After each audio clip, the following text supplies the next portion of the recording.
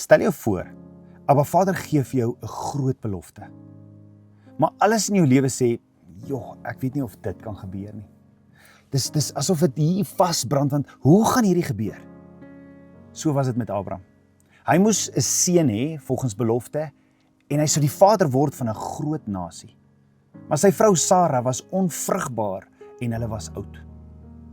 Hoe sou jy reageer het as jy soos Abraham en Sara nou nog vir hierdie belofte 20 jaar wag? Abraham maak toe sy eie plan en idee. Het hy bedink, hy stel vir Abba Vader voor dat sy diensknegt Eliezer sy erfgenaam sou word. Met ander woorde, hy sê, Here, miskien moet ons hierdie belofte nie net bietjie, miskien kan ek dit so bietjie aanhelp, en miskien het U bedoel, miskien kan my diensknegt se kinders my kinders word. Hy het dit nie uit rebellie gesê nie, maar uit onsekerheid, twyfel, uit langdurige wag en menslike logika. Hy sien, en so sien ons, hoe vinnig ons as mens kan struikel. Want sien, wanneer ons probeer Abba Vader uithelp en die beloftes wat hy vir ons gegee het in sy eie beheer vat, ons eie plannetjies maak, behandel ons Abba Vader asof hy magteloos is en sy beloftes nie genoeg is nie. En Abba Vader antwoord Abraham duidelik, hierdie een sal jou erfgenaam nie wees nie, maar die een wat uit jou eie liggaam voortkom.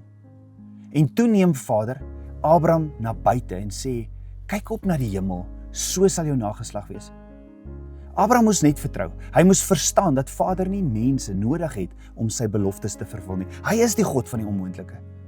Sien, wanneer ons wag op Vader, baie kere, kom in die wag, in die lig wat werklik in ons harte aangaan.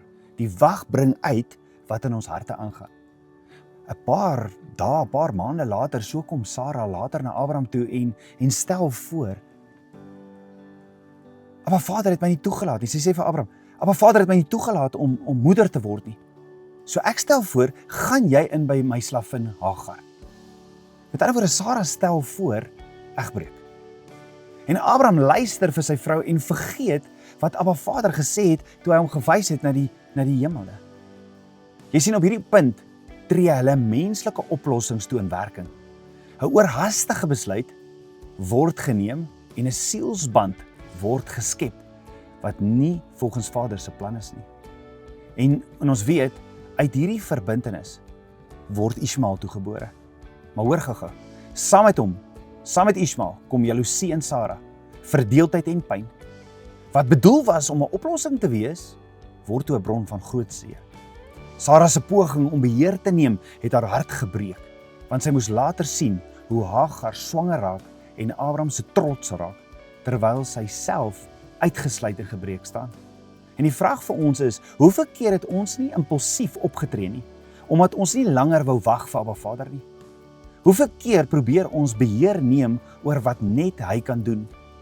Vandag kan ons terugdraai na hom toe, vergifnis vra en beheer teruggee aan ons Vader soos sy drome vir ons lewens. Hy het 'n droom vir ons lewe en nou lewe ons ons eie drome. Kom ons gaan terug en sê, Vader, leef ek in die droom wat U vir my het? Jy sien, wat Vader beloof het, sal hy volbring. Sonder hulp, sonder manipulasie. Hy soek net 'n hart wat hom vertrou. Sal jy hom vertrou en sal jy kan wag op sy plan en nie oorvat en beheer nie?